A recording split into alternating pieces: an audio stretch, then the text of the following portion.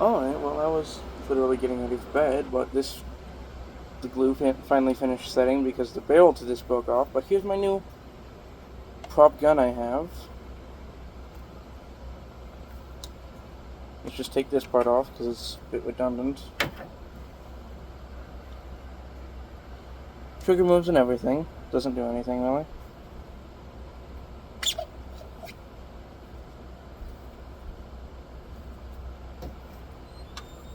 Two magazines in fact, so I can